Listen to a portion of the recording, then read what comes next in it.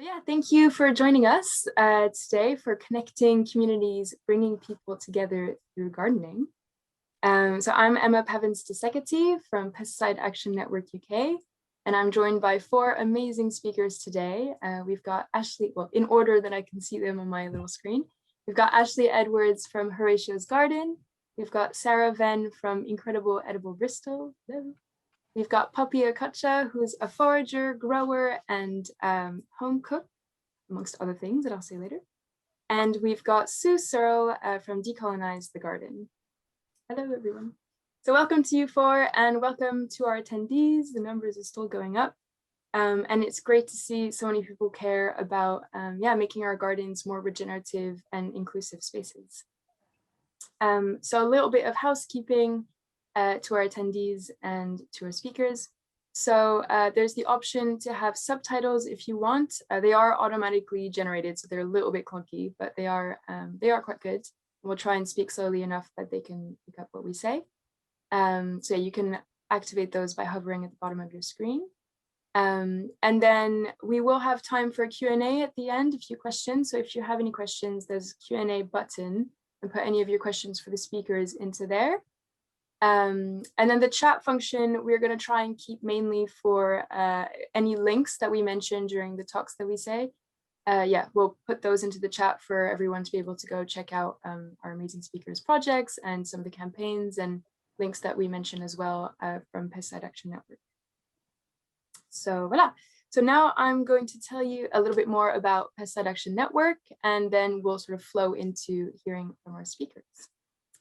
So Pan UK is actually the only UK charity that's tackling the problems caused by pesticides. And this is our third talk that we're putting on, part of the Reassembling Our Cities series. So this series is about celebrating the diversity of nature in our cities and gardens, and the incredible projects that people like our speakers have set up to better engage with it. But it's also an opportunity for Pan UK to highlight the fact that these pesticides are actually undermining these efforts. Going pesticide-free is sort of the first step in protecting our green spaces and helping these projects flourish. So most of you probably associate pesticides with agriculture, but at last count, there was actually 539, and you heard me right, 539 approved pesticide products for sale for private gardening use in the UK. And we've also actually just found out that a lot of these products, a lot of banned pesticide products, so things like DDT, the big names, are actually still on people's shelves because there's no appropriate way for people to get rid of them. So people are flushing them down their sinks and things like that and creating horrible issues. So by pesticide products, we mean things like herbicides that are used to kill and manage weeds, also different pest management chemicals, so things to kill off ants and aphids and slugs, and then fungicides to control molds and rodenticides. So lots of different products. And why do we care? But when you think of private gardens actually cover an estimated 10 million acres of UK land. So that's an area bigger than all our nature reserves in the UK combined. So it really shows how important it is to consider these spaces and to stop spraying those spaces with pesticides. Another aspect to highlight is that these products are actually sold, often in garden centers, but also in supermarkets. And they'll just be sold on shelves alongside things like food, but also things like, paper plates or other common household goods. And it really makes them seem innocuous and it implies a certain level of safety. But these products actually expose people to lots of, people, pets, and urban wildlife to lots of potential harmful effects. And we've actually seen a huge decline, as loads of you will know, in insects because of their use. So we actually have a campaign, supermarket campaign to remove pesticide products from shelves, where we write to supermarkets and ask them to stop. So last year we actually got Co-op to stop. That's something we'll put in the chat, where if you want to get involved, you can also write to supermarkets and get them to stop selling these products. So that's a really nice approach to it. But basically, it's more than that. It's also that this continued use of pesticides perpetuates this mentality of controlling nature, and this idea that you can keep our gardens completely manicured and neat and tidy And actually you're creating these sterile and exclusionary spaces. So sterile because, you know, these spaces and these gardens become completely ornamental and actually spaces where wildlife can't thrive. And then exclusionary because literally people often can't access these spaces. So either it's lawns, you know, like green deserts where there's nothing else but these individual grades of grass, which have signs which say, you know, people can't walk on these, or quite often gardens that are completely walled off or gated away, and only certain people have keys. So things like, you know, private gardens in the middle of big cities or corporate or university gardens, there's loads of spaces that actually a lot of people can't access, or, you know, spaces that people can access but don't feel safe to. So that's the first area that we're going to explore with Sue, this idea of who historically has dictated what a garden can look like and should look like, and who still has access to these spaces. And so I'll give you a little introduction to Sue. So Sue, or the Temperate Gardener on Instagram, is a trained gardener with a degree in horticulture, and she's worked in botanic, public, and private gardens and written for gardening magazines. She most recently founded the Decolonize the Garden project in the summer of 2020, born out of a realization that there was an urgent need to counter the harmful, exclusive, white-centric narrative within the horticultural industry. So Sue, yeah, tell us more about gardening and your project. Okay, hello everyone. Thanks for the introductions, Emma. I actually just wanted to start by acknowledging that this week has actually been quite a lot for many people here in England, following the defeat of the England team in the Euro football final at the weekend and the subsequent predictable racism faced by our Black players, and then the outpouring of shock and disgust and sadness. It's been a lot for minoritized voices and particularly Black people who have been raising these issues, and they've been ignored, gaslit, silenced for years and experienced continuing oppression on a daily basis. This talk is about connecting communities through gardening, bringing people together. And like sport, this is something that gardening can do so well, but also like sport, this is something that it has also so clearly been demonstrated this week. There are systems of racism and oppression that work to keep us divided. Those exact same systems that work there apply here too. The things that are happening all around us in our wider world right now are not happening in a vacuum, and nor are the things that we will be talking about this evening. These things are all connected. So with that off my chest, I was asked by Sam and Emma to provide an introduction and set the scene and line up the issues for the talk this evening. And I suppose one of the things that people might ask or wonder is, why is there a need to think or talk about inclusivity, or rather exclusivity, in gardening? Surely anyone can garden if they wanted to or are interested in it, right? Well, yes, I believe anyone has the innate ability to be a gardener or learn the skills to garden if they wanted to. But does everyone have equal access to land and other resources and opportunities in order to garden? Does everyone feel equally welcome in outside spaces or in the landscape? No, I don't believe so. Are there barriers that prevent people from being able to access land and green spaces and to be able to garden? Barriers that may not be immediately obvious to those with privilege to garden? Yes, I believe there are. Of course, everyone should have a right to garden and ought to be able to garden. I think a connection to the earth and the land, or rather a need to connect to the earth and the land, is deeply embedded within each of us, even though that link has been disrupted or severed and people have been systematically disassociated and disconnected from the land. It's a primal, visceral and basic need, as basic as our need and connection to food or music or air or art. But to think that everyone has equal opportunity or access to gardening ignores structural and systemic issues. And that means this is simply not the case. Structural and systemic issues that sees hugely unequal land ownership in this country, which is heavily concentrated in the hands of a tiny elite. You've probably heard by now the statistic that less than 1% of the population owns half of England. So while most people now own a home, homeowners' share of England only amounts to about 5% of the land. And the structural and systemic inequalities we face disproportionately affect people of colour. Black people have among the lowest levels of home ownership in the UK. In every socio-economic group and age group, white British households are more likely to own homes than all ethnic minority households combined. According to Natural England in the UK, BAME communities are 60% less likely to be able to access green space and natural environments than their white counterparts. A high proportion of Black people in the UK, 98%, live in urban locations. Last September, Friends of the Earth published a report on England's green space gap. It was an England-wide analysis on the correlation between green space deprivation, income, and race. And it brought together data on public green space, garden space, and open access land, such as mountain, moor, heath, down, and common land. And it exposed how widespread green space deprivation is, and how it's an issue of racial injustice, as well as a concern from a public health perspective. I think something that's become very clear during this whole coronavirus year and a half that we've experienced.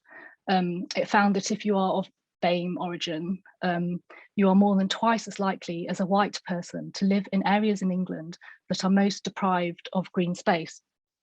Almost 40% of BAME backgrounds live in England's most green space deprived neighbourhoods, compared to 14% of white people.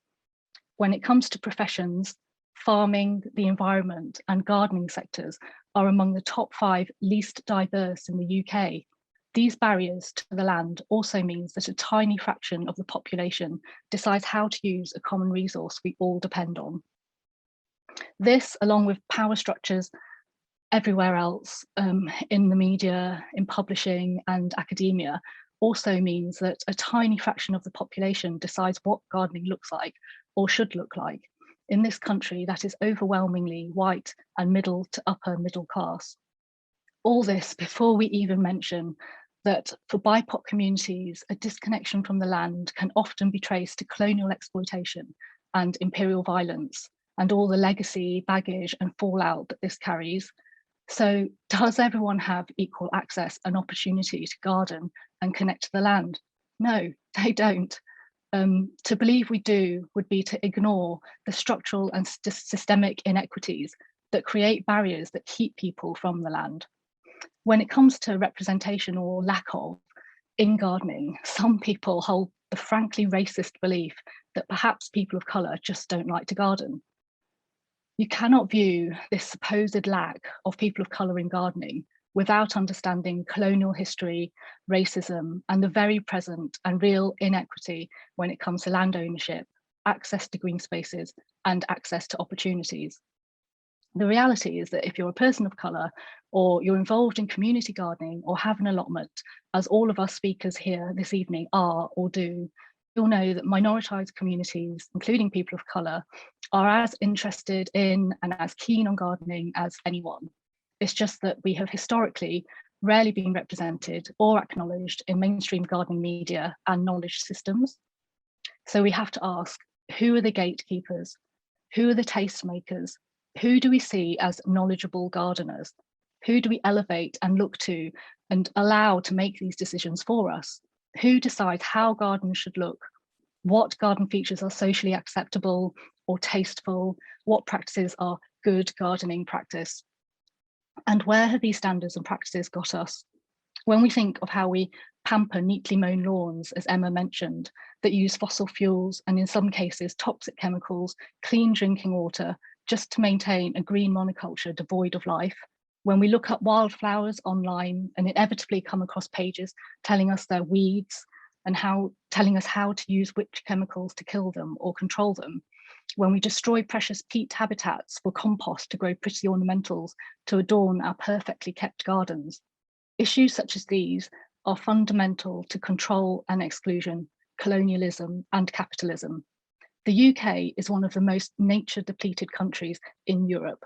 Our wildlife is crashing around us and continuing to decline at a deeply concerning rate. Since the 1970s, 41% of all UK species studied have declined. 26% of the UK's mammals are at risk of becoming extinct. We're seeing the results of centuries of pollution, habitat destruction, and degradation. We need to reevaluate much of how we think about things and how we do things, and that's no different when it comes to how we garden, who we listen to and include in that picture.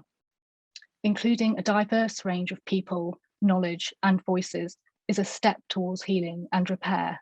We need to garden with and for the whole community. Gardening for the well-being of people and planet has to be a priority.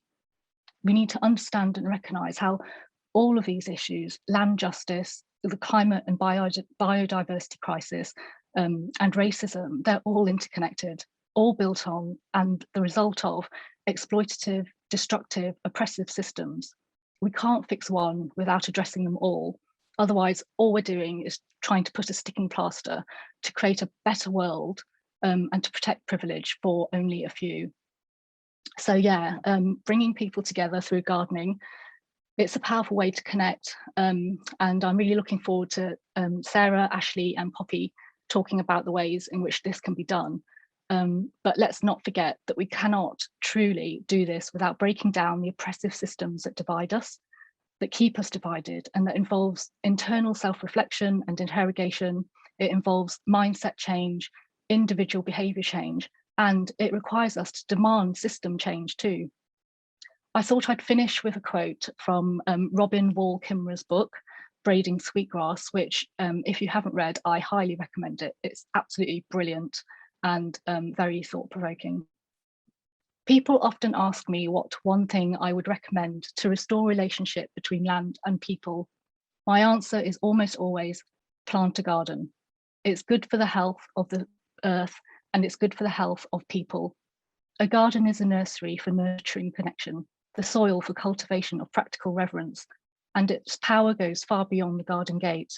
Once you develop a relationship with a little patch of earth, it becomes a seed itself. That's it from me. Thank you, Sue. That was a really powerful introduction and incredible, yeah, to just see so well said this link between environmental justice and racial justice and who has access to these spaces. And yeah, really, really powerful and really interesting as well how much you link in pesticides and yeah, environmentally unfriendly practices into these continued oppressive practices. And yeah, something to highlight for us as well is how much we do see, going to come back to what we do, going pesticide free as really changing mindsets as well. It's, you know, it's not just stopping using these chemicals, it's really reshaping how we view gardening, how we view our relationship to our spaces and to each other, really, if you really push the idea through. So yeah, really powerful introduction and a wonderful book as well. I'm reading Robin Wall Kimmerer's book on moss right now, which is just as fantastic. Yeah, and so yeah, you also bring in this idea of well-being, and I think it's really interesting to think who has access to these spaces and who has access in extension to well-being and to healing. And yeah, and that's not an automatic. So we get to hear next from Ashley Edwards, Ashley, who's going to tell us about, sorry, scrolling down, telling us about community gardens as these engaging and healing spaces. So tell you a little bit more about Ashley. So he's a graduate from the Royal Botanic Gardens at Kew and the head gardener at Horatio's Garden in London and Southeast at the Royal National Orthopaedic Hospital. So Horatio's Garden is a national charity creating and nurturing beautiful gardens in NHS spinal injury centres that are fully wheelchair accessible. And Ashley's passion is engaging people with plants and making gardening as accessible as possible. So we'll go on to you. Thank you for the introduction and thank you for having me. I'm just going to share my screen so I can show you some pictures of the garden. Let's go to the top. So yeah, as Emma said, we're a national charity that builds beautiful functional gardens in spinal centres across the country.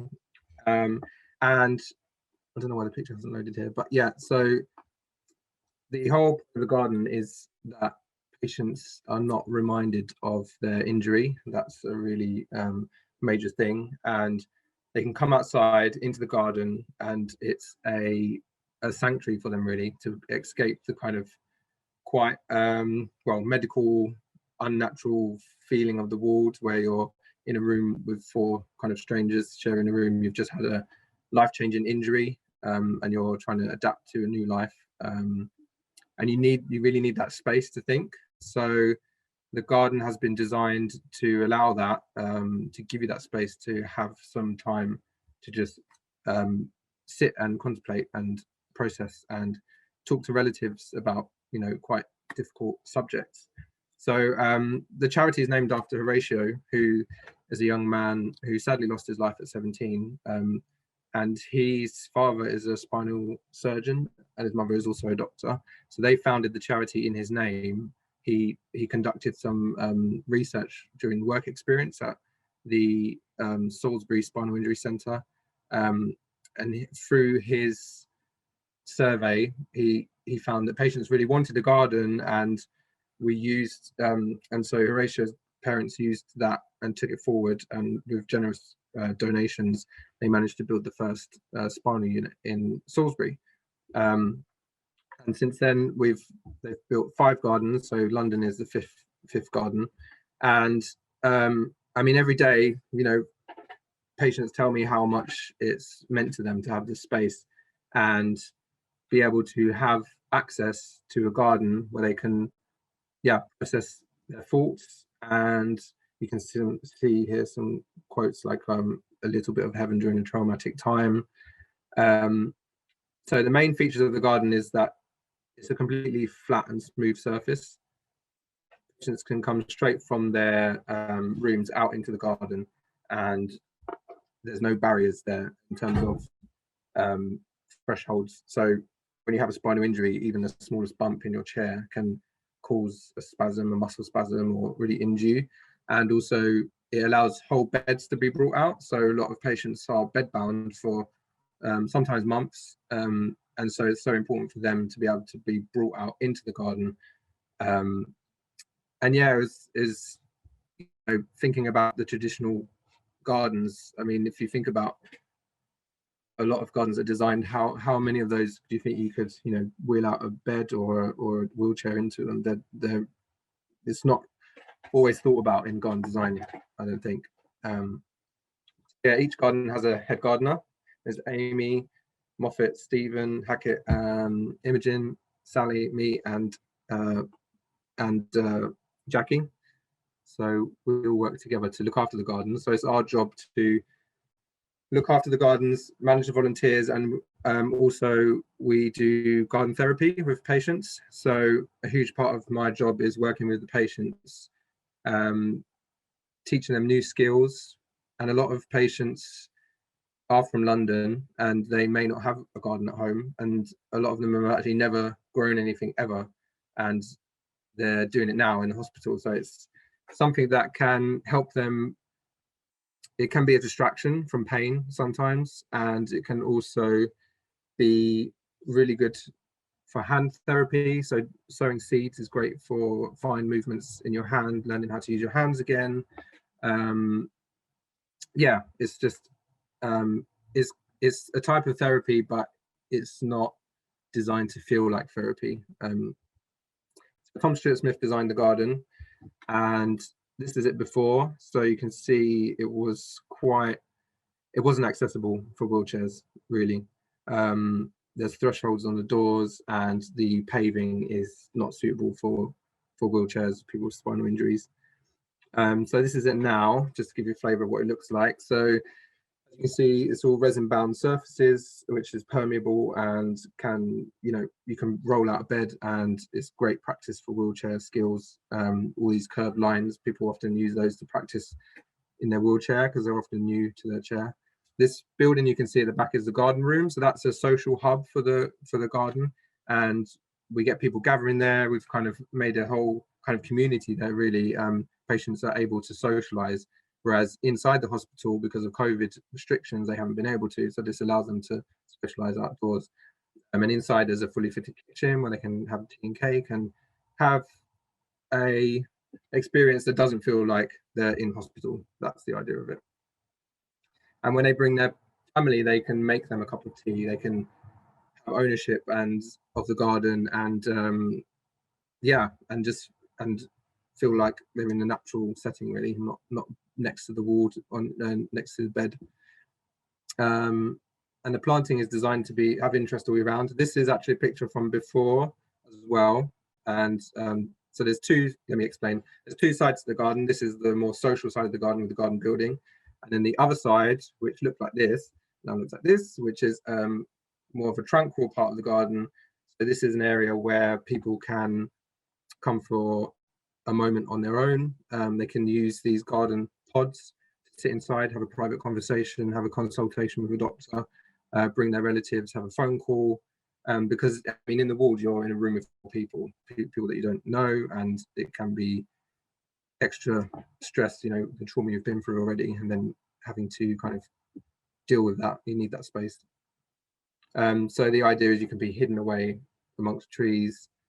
We have lots of quite interesting plants. So I think that's another really important thing to engage people with the garden. Things like this is a Tetrapanax papifera, the rice paper plant. So it's something like a talking point that you can get people talking, have a conversation with them about plants, and yeah, talk about something else that's not about medicine or their injury. And then so this is the other big part of my job, which is working with patients. And so here we were sowing salad seeds, and they germinated really quickly, actually, within a week. And so the patient was, you know, very excited about that, and to see something come from a seed and sprout. I mean, it's all about planting and hope for the future, really. When you sow a seed, you're kind of looking to the future and you're hoping that it will germinate, and it's that in itself is quite a therapeutic thing. And with patients that have motion functions with their hands, they can use this as a practice. Sowing seeds is really good for that. I had one patient who, when he came, he had hardly any hand movement at all, and obviously they have a very rigorous occupational therapy sessions here, and by the end of it he was able to scoop soil, sow seeds himself, and he had such a sense of achievement from that. And yeah, so with our volunteers we have that come in, they will sit and talk to patients, and we have tea, and we try to make this community, and my aim is to have patients feel that they have real ownership over the garden and just be able to come out. And they do often just come out and they'll help me water and put on things. And it's also really important for the NHS staff, so they have a space that they can have a breather, because as you know, don't need to explain, they've been under so much pressure, and it's been really valuable for them to have that breathing space. So this is one of the water features we have. We have two of these, and water is a really important element for its calming sound and the benefits to well-being of being able to see water. And we don't use any chemicals in it, it's all UV filtered, actually. And the same in the garden, we don't use any pesticides, herbicides. We remove weeds by hand if we need to. And yeah, it's a high maintenance garden, but we have a great team of dedicated volunteers, and they're amazing, really. Without them, we wouldn't be able to run the garden. I think that was about 10 minutes. So I'm just going to say that these are the ways you can help if you want to. You can donate, become a friend, volunteer, fundraise, shop. And there's our hashtags there.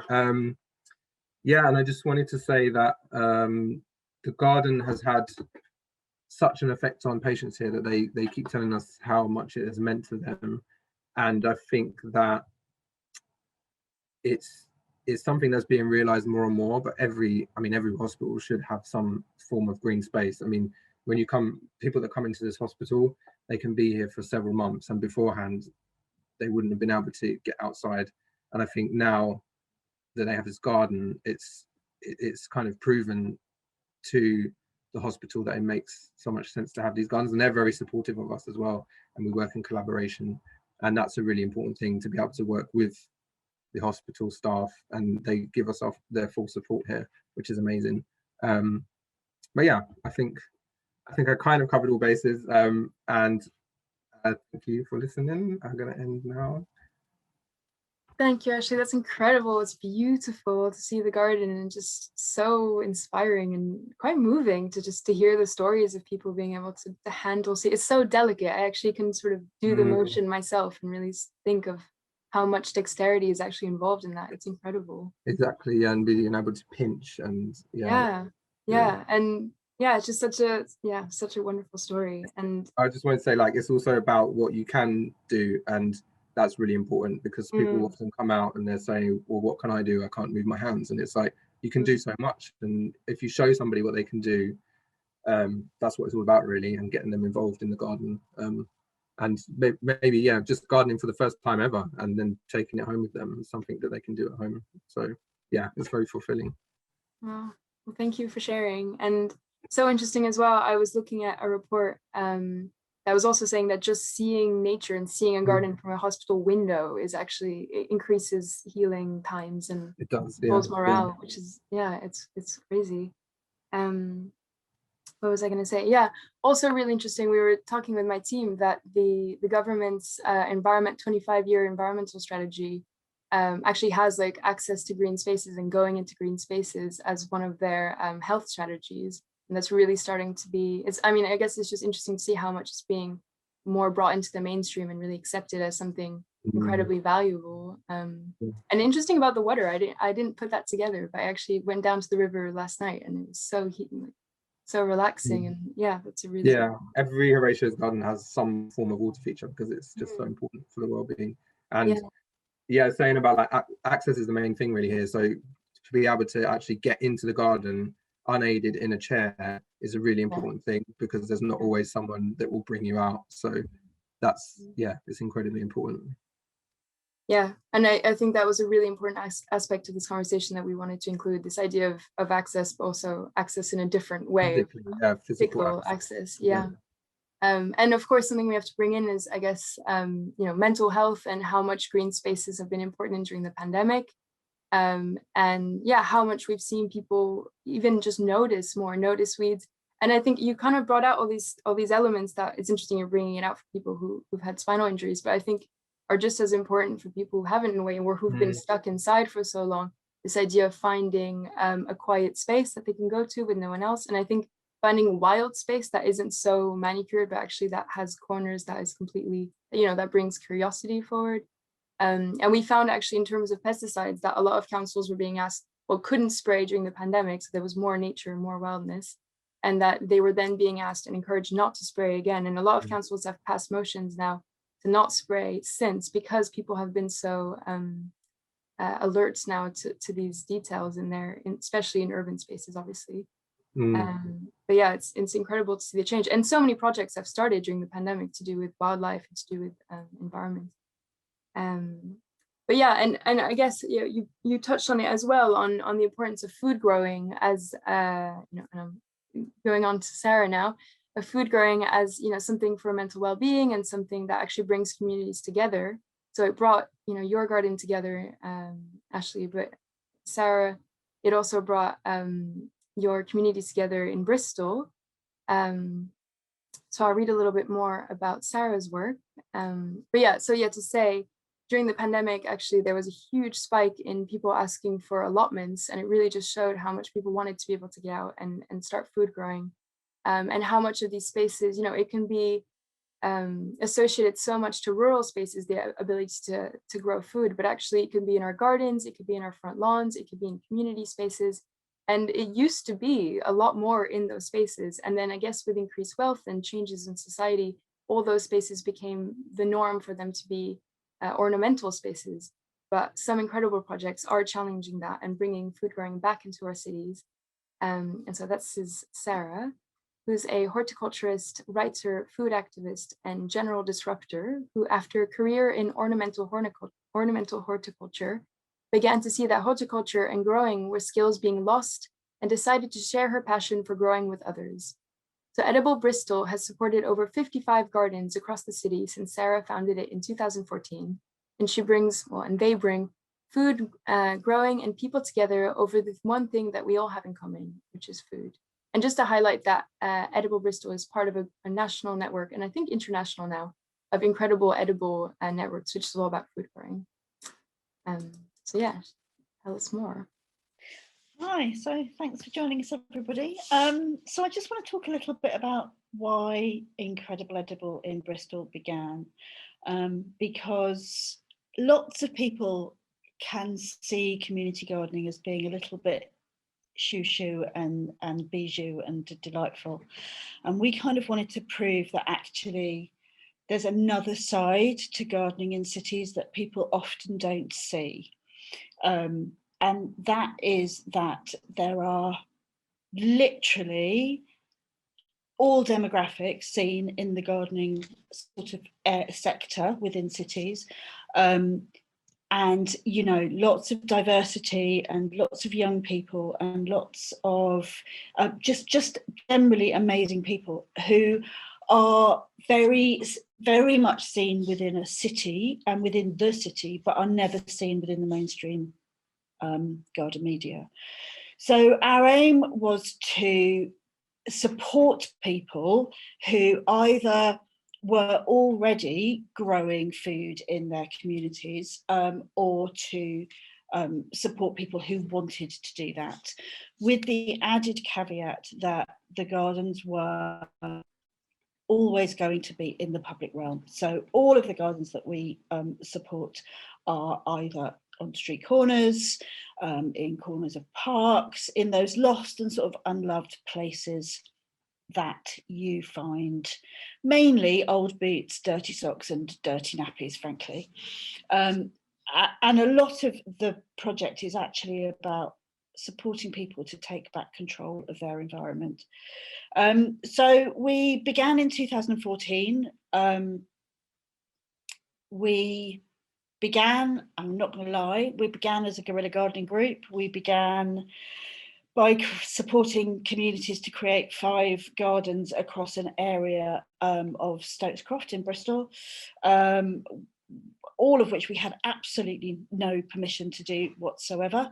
But actually we did that because it was a really powerful thing to do, not just because it really engaged communities with what we were doing, but also because it actually proved a point, and that is that in a city, if you make something better, nobody even notices. So there are 5 gardens in and around Stokescroft in Bristol, which have been going now for nearly 7 years, and which nobody's even questioned us about in terms of land ownership or whatever, because we've just created community assets that you cannot argue with because it's making things better. So what we do is we don't go in and we don't make community gardens, because if you're an organisation whose role is making community gardens, you're not actually making community gardens. Community gardens have to begin with the community. So what we do is we support people who come to us and they whisper something kind of quietly in our ears about, we have an idea, we're really excited to, you know, to try and get this space sorted out, clean, tidy, or whatever, but we don't know where to start. We don't know who to talk to. We don't know how to get permission. We don't know how to speak to council officers because they all seem to be on a default setting of no, and we support them through that. We support them to do proper community consultation, so that, you know, it's not, oh, this is what we're going to, you know, we're not a developer, we're not going to go, this is what we're going to do, you can give us your opinions but we'll ignore them. You know, we do that old-fashioned thing of we knock on doors and we make sure that the whole community is engaged. And the reason we do that is because if you do that, you don't have any problems with vandalism. That's so important. And then we work with whoever we need to work with to do a design, to create a co-design with the community that is going to work and is going to be successful. Because what tends to happen is people want to grow allotments, and actually that's usually time-wise not terribly possible. So we talk about forest gardens, and we talk about creating diverse areas that people can not just feel that they have to go and work in, but that they can also go and sit in. So we always make sure there's a seat, we always make sure there's a tree, we always make sure there's some shade. And then at the end of this hugely long process, we actually get to do a little bit of gardening where we kind of support them to create the space. And we then, as the community gains in confidence, we then back off, because it's not our garden, it's the community's garden. And our wish, or my wish, is that that community has enough support and enough confidence and enough skill set to create and continue to create what they want within that space. What we've learnt over the last few years is that there are lots of people who want to garden, there are tons of people who want to grow food, and there is an absolute lack of skills and an absolute lack of access to food. So skills are really difficult to get in horticulture, because there are very few universities that offer horticulture anymore. There are also, horticulture is not mentioned in school, so you have to be set, you have to have made your mind up that that's what you want to do. Horticulture is also seen as something, oh well, isn't that just sitting on a lawnmower, when actually obviously it's not. But also there are generational skills gaps, and this is where it becomes interesting, because actually in what I would call the white middle class sector, there are generational skills gaps, but in the BAME sector, there are not generational skills gaps, and there are some amazing people doing some amazing stuff, but for some reason we don't get to see that. And that is something that our garden media has got to work on, because it's just utterly ridiculous that we have all these growing champions within our cities who are running extraordinary, food gardens, either in tiny spaces, outside the back of flats, or in or running allotments or small community spaces, but who get absolutely zero recognition, despite them having huge generational knowledge. But I also think that if we're talking about gardening in the future, I think if we're talking about how we move forwards, cities are moving upwards, they are no longer going horizontally, and so as cities move upwards, people are not going to have gardens anymore. The traditional garden is not going to be something that you see in cities. Land in cities is, as everybody knows, just disappearing into housing, and if you've got a postage stamp outside your back door, you are extremely lucky. If you've got a balcony, you're extremely lucky. So our new kind of thing is, what we really have to do is we have to acknowledge that it's 2021 and 8 million households don't have a garden. We have to acknowledge that that for that moving into the future, there's a belief that by 2050, 80% of the population will live in cities, and that 80% of the population will be gardenless. And if we are going to be gardenless, how are we going to cope with our mental health? Everybody needs access to the soil. Everybody needs access to be able to grow their own food, to be able to grow their own flowers, to learn the things that as human beings, as creatures that are human beings, we need to do to maintain our sanity effectively, but not just our own personal individual sanity, but the sanity of communities. So my wish and my ask of people now is that we actually start fighting for policy, that within big developments or even tiny developments, there is a need not just for a garden space that can be a community space, but also for developers to work with that community, or support and organisations to work with those communities, so that those spaces really work for the people who are living not just now in those developments, but the children of those people, and understanding that these people are going to be really struggling for access to support. I just want to talk a little bit more about access to skills, because somebody has mentioned in the chat that there is RHS horticulture in schools. I was really pleased to see that there was that opportunity, but actually the lady who works in the Southwest in schools is only obligated to work with 15 schools. And that's from Gloucestershire all the way down to Cornwall. So I just think that in terms of access to skills, we really need at a community level to be supporting people to learn, to grow, and sharing skills rather than paying for them. And that's me. Thank you, Sarah. So interesting. And yeah, to build on that idea of sharing skills, Sarah posts amazing tips on how to grow food without pesticides and just in general on her Instagram. And there's also organizations like Garden Organic who share really great guides. We also have our guide, Gardening Without Pesticides, which is a great example of sort of different plants that you can grow. And then also we have sort of in conjunction the Dirty Dozen guide, which is sort of a list of the most, a list of vegetables and fruits that have the most pesticide residue on them, so the ones to avoid. And quite a few of those are some that you could grow yourself, and you can use the guides and amazing tips to do so.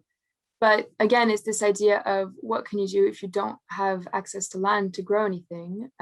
So yeah, Sarah mentioned tiny gardens and finding all these different spaces, and Poppy is going to build on that wonderfully, on this idea of what even counts as a garden.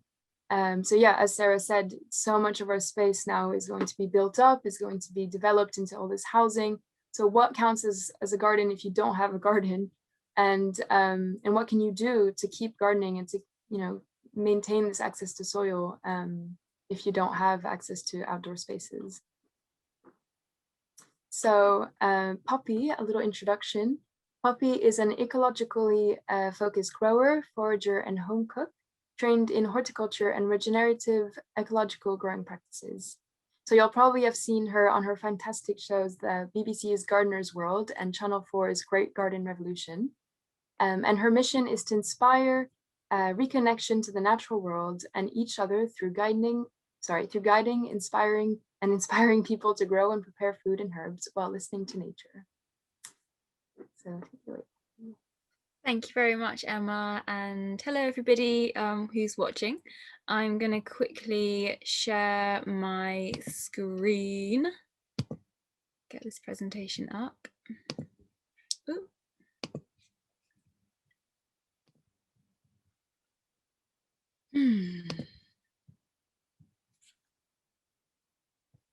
Okay, so thank you for the introduction, and just to kind of, I suppose, set the tone of this little section on what defines a garden and how to garden if you don't have a garden, I'm going to kind of explain a little bit about me and my journey with gardening. So I grew up with my mum, who's a single parent, and she rented a lot, and so we moved house constantly. By the time I was 18, we'd lived in 11 different homes, and so her garden became a garden in pots and containers that she could move around the place.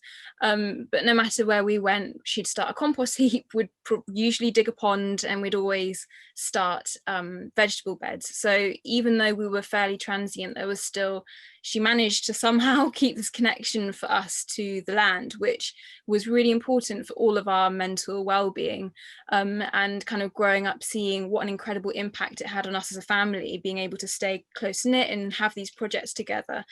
That really was a place where as a family we fostered community. So that was kind of my background and my sort of young age experience of gardening and how it can be healing and really bonding.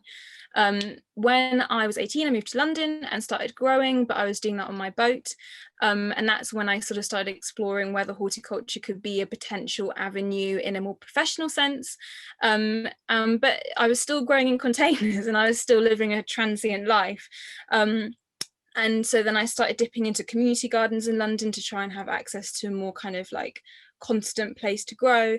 I then helped out on homestead in Cornwall, in kitchen gardens in southern Spain, permaculture ones, and now I am finally settled in what would be traditionally called a garden in Devon. So I suppose through that personal experience, I do, the question of what counts as a garden, I think is really interesting. The Oxford Dictionary actually says it's a piece of ground adjoining a house which you can grow flowers, shrubs, food in, or an enclosed piece of land. And so in Old English, the word geared, I don't actually know how you pronounce that, but that meant enclosure, and that's the kind of root name for the word garden. So in many senses, I suppose it's a space that's controlled, but the idea of what we actually do in our gardens does seem to change through time. I found a really interesting, I got a bit obsessed with this question, case in 2008 where a guy was being prosecuted for chopping down trees in his garden, and the council decided that it wasn't a garden, it was a woodland. And so there was this whole debate, what is a garden? And in the end, in the court of law, it was the guy, Lord Justice Moss, who was residing over the case, said it's the relationship between the owner and the land that actually matters. And I couldn't agree more. And that in reality, there's no description which will categorically establish whether a piece of land is a garden or not. And it is more down to what we're actually, how we're engaging with that space, be it a plant pot or a vast patch of land. When we look through like history, gardens were predominantly utility until a civilization got to a point where there was accumulated wealth, which allowed them to become ornamental. In ancient Egypt, we can see this example of a garden, which I think was just really lovely because it's such a relatable scene. Like you could literally imagine that in someone else's back garden. So for most people, gardens were a place that would feed them, a space where they could recycle resources, for example, manure, human manure, animal manure. And so it was really a place that sustained a person. In the late 1500s, gardeners were told to empty composted toilets onto their beds and dig it in and then cover it with leaf mold. So it's just a really visceral connection with land, whereby you're eating produce from the land and then you're fertilizing it in exchange. And I suppose the kind of culture was different because you couldn't buy in resources, like you were literally cycling them. Then this is just a really cool little illustration of what a garden would have been like in the 1500s, and we can see chamomile lawn, chickens, roses, vegetables, all sorts of things kind of incorporated into the space. And again, it's so much about utility. So then in the mid 1500s in the UK, gardens of like the common farmers were the spaces for women because the men were working on the land, which I thought was quite interesting.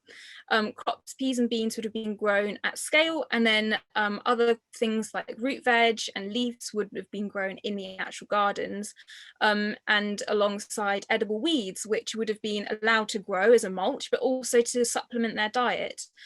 So it wasn't until the 16th century that people in Britain began growing herbs for their decorative value over utility, in which case marigolds and roses became very popular, but they still had multiple uses. So as we move into modern times, which are marked by climate change and a really desperate need to adapt our lifestyles in a way that will allow us to continue to live on this earth and hopefully in a relatively comfortable fashion, I think that gardens become a really important kind of space.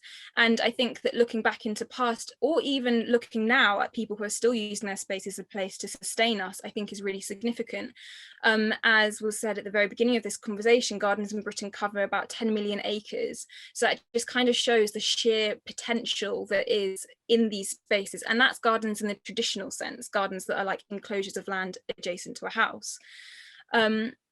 So as I say, looking into the past, but when we actually look at the present right now in 2015, 25% of people in rural developing nations survive as smallholder farmers subsisting on 5 acres or less.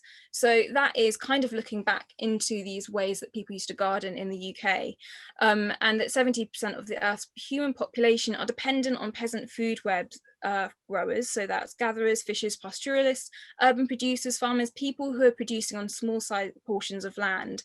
And these people are still also simultaneously protecting huge portions of our wilderness and biodiversity and growing predominantly organically. So this comes from a really brilliant report called Who Will Feed Us, which you can find online, which kind of explores industrial agriculture compared to the peasant food web. So the significance of access to growing space, when we kind of look at how important being able to grow will be as we move into a world that's affected by climate change, and as we try and divert extreme climate change, being able to have access to growing space is also incredibly important. In the book Who Owns England, as Sue was saying, 1% of the population owns about 50% of the land, and of that 50%, 30% belongs to aristocracy, and from the aristocracy there's only about 859 people in England who would qualify as that, and only a handful of them even own land. So that kind of gives you an idea of the extent to the lack of division of the land. And then according to Wildlife England, 87% of people in the UK have gardens, which is actually, I thought, quite a heartening statistic. They're not necessarily, that access isn't necessarily evenly spread amongst demographics, but the fact that that land is there, I think, presents opportunity. So for me, I think that I'd define a garden as a space of reciprocity, a space that sustains us and that we can have this exchange with, a place that can teach us how to live in a more sustainable way, and a place that can foster a proper deep connection with land and with one another. Because I mean, ultimately there's nothing I find more like connecting than growing food together, processing it together, eating it together, sharing seeds. The whole process of gardening is ultimately so abundant, and so there's so much potential for sharing. And as we've all touched on, gardening matters in terms of mental well-being, physical well-being, and a solution to moving local and shifting our shifting kind of culture as we look into climate change, to generate people and communities accessing food and medicine, empowering people, giving us autonomy. And so I think that a garden really can allow us to do this, moving into a time that reclaims the stolen harvest and celebrate the growing and giving of good food as the highest gift and most revolutionary act. So I think that ultimately gardens are spaces for revolution. And this is just a little kind of collection of images of spaces that are maybe not what you'd assume would be a garden, but kind of give us like a sense of hope and an idea that even if we don't necessarily all have access to gardens, the sheer power held in them. And so yeah, I've got a few different really cool pictures there. Bottom right is some students in Hawaii learning about Korean natural farming, which is something really interesting to look into. And in the left there, that is a refugee garden on a rooftop. So how to garden without a garden, I'll go into this quickly. From my personal experience, you have to get creative and reframe problems as solutions. So many of us don't necessarily have access to large green spaces, and so trying to figure out how to grow and how to have that revolutionary access to food, to land without the land can be confusing. And so trying to be creative and not be kind of set back by the difficulties, I think is really important, and trying to get excited by the solutions that we can find. So using containers, bigger the better. Time everything really carefully, so one plant in, one plant out, especially when we've got limited space. Sharing spaces is really important, I find, and choosing plants that will tolerate the space. So doing a lot of research before we just put things in, because of course space becomes precious. Sprouts and houseplants are also, I find, a really amazing way to connect with the process of growth, especially in a really intimate way. It's not often that you get the chance to literally watch a seed germinate, and then they can feed you. And then composting, keeping a worm bin, I'd even call that gardening, because it's still cultivating a connection with soil. It's giving us the opportunity to cycle resources or waste and turning it into a resource.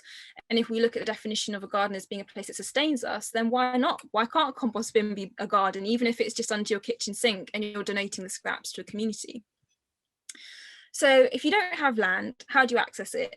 Allotments, although as was highlighted, they have incredibly long waiting lists. There's a group called Lend to Tend, which is a way that if you have a garden, you don't use it, you can allow someone else to come and garden it in exchange for produce or just company, whatever.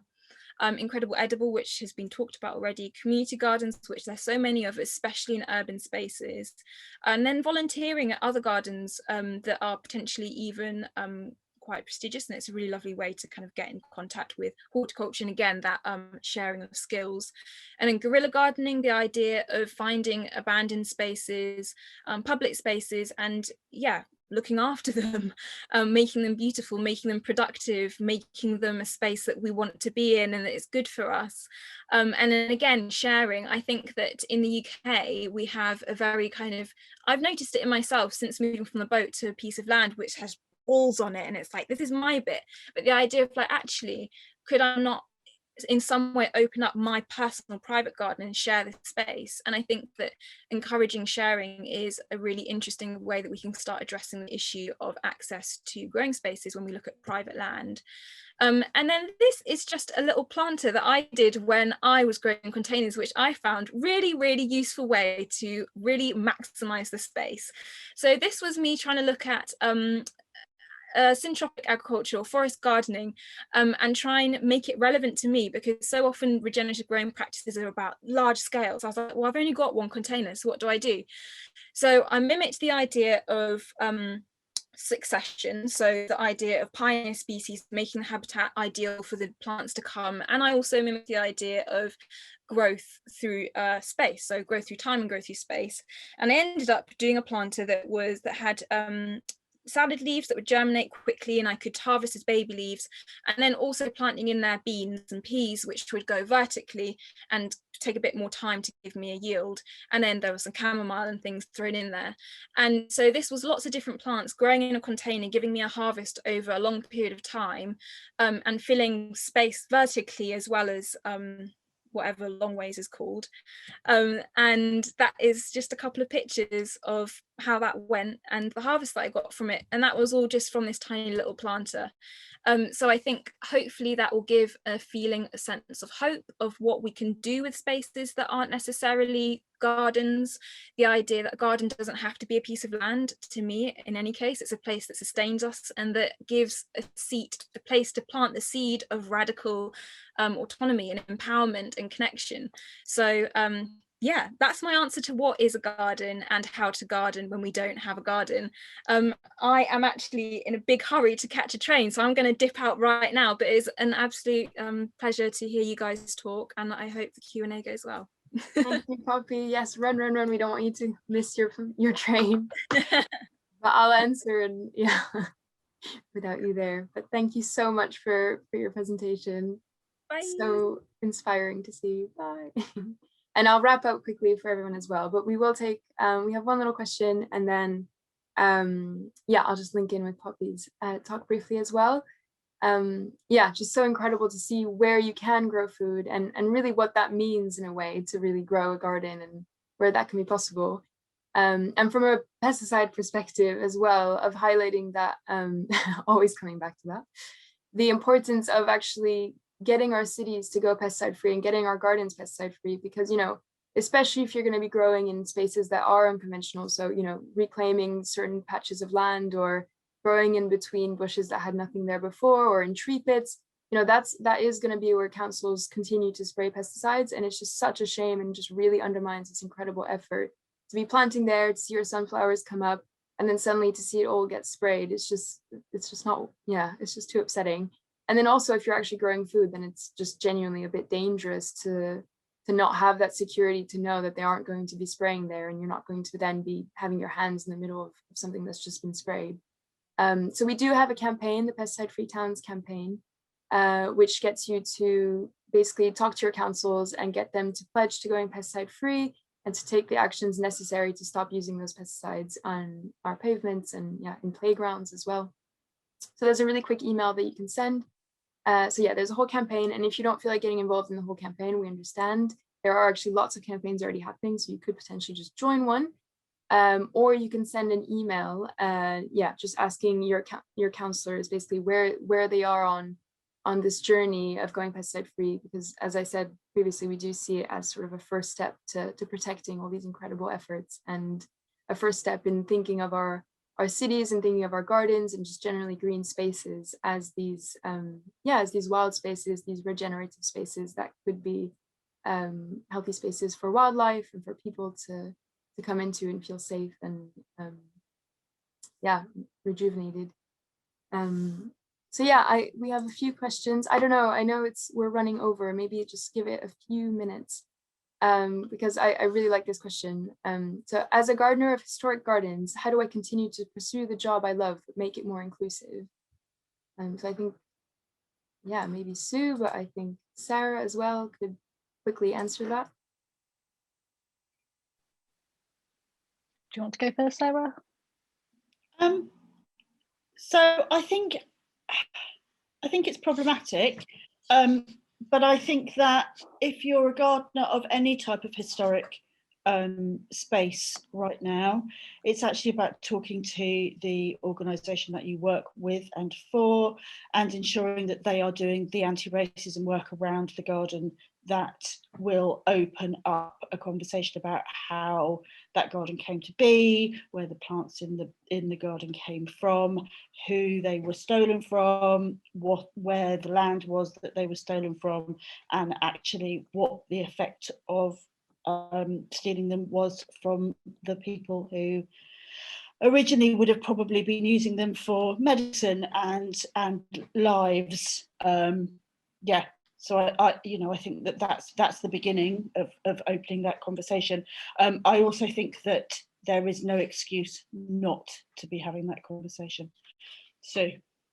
Yeah, I agree with Sarah. I mean, it's a difficult question because people often want like a bullet list of things that they can do and tick off and then be done, but it doesn't really work like that. And, the hard and difficult job has to begin with ourselves. And it's that internal self-reflection and the interrogation, and then it's how that understanding permeates through everything we do, all our actions at work, and all our recruitment processes, how we structure a workplace so that it is truly inclusive, which means providing safe space for people to talk about the issues that they face without any kind of judgment, but that only happens if you actually understand the structures and the systemic oppression that people face. If you don't understand any of that stuff, you're not going to be able to do any meaningful work or take any meaningful action. It will just be lip service, and it will be performative, and it's very easy to tokenize. So I mean, the work is deep, and it is for the long term. And there are no easy answers to that question, I'm afraid. But yeah, I agree with Sarah.